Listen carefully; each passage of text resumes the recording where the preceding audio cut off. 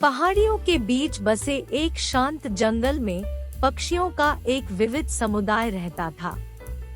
वे सभी आकृतियों, आकारों और रंगों में आए, प्रत्येक के अपने अनूठे गीत और व्यक्तित्व थे।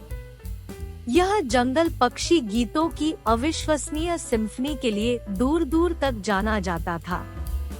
पक्षियों के बीच ओलिवर नाम का एक बुद्धिमान बूढ़ा उल्लू था जिसने एक दिव्य दृष्टि देखी। वह सभी पक्षियों को एक साथ लाकर एक भव्य सिम्फनी, संगीत की उत्कृष्ट कृति बनाना चाहता था जो जंगल को सद्भाव और सुंदरता से भर दे। ओलिवर एवियन सिम्फनी के अपने सपने को साझा करते हुए एक एक करके पक्षियों के पास पहुंचा। सबसे पहले पक्षियों को संदेह हुआ। वे अपने अपने तरीके से अपने अपने गीत गाने के आदी थे, लेकिन ओलिवर की बुद्धिमत्ता और जुनून ने उन्हें इसे आजमाने के लिए मना लिया। वे जंगल के मध्य में एक साफ स्थान पर एकत्र हुए और ओलिवर ने कंडक्टर के रूप में उनकी जगह ली।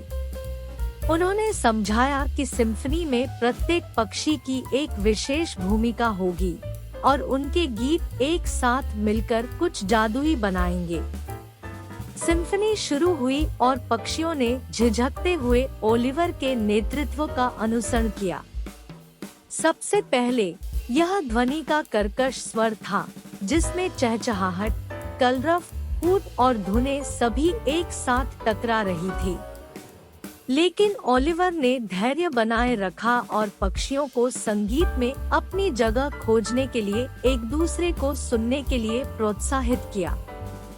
धीरे धीरे कुछ उल्लेखनीय घटित हुआ।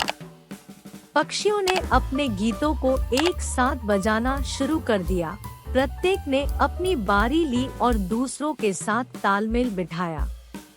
जंगल इतनी सुंदर सिम्फनी से भर गया था कि पेड़ों की पत्तियां भी संगीत के साथ समय के साथ हिलने लगी। जैसे ही सिम्फनी अपने चरम पर पहुंची, पक्षियों को एकता और खुशी की गहरी अनुभूति महसूस हुई। उन्होंने कुछ ऐसा बनाया था जो इतना बड़ा था कि उनमें से कोई भी अपने दम पर पूरा नहीं कर सकता था। यह सहयोग की शक्ति और विविधता में पाई जा सकने वाली सुंदरता का प्रमाण था। एवियन सिम्फनी की बात पूरे जंगल में फैल गई और सभी प्रकार के जानवर सुनने आए।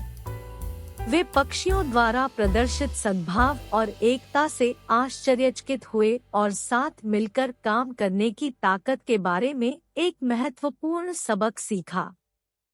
उस दिन से पक्षियों ने अपनी एवियन सिम्फनी बनाना जारी रखा, न केवल संगीत के एक सुंदर प्रदर्शन के रूप में बल्कि जंगल के सभी प्राणियों को एक अनुस्मारक के रूप में कि जब वे एक साथ आते हैं तो वे वास्तव में कुछ असाधारण बना सकते हैं।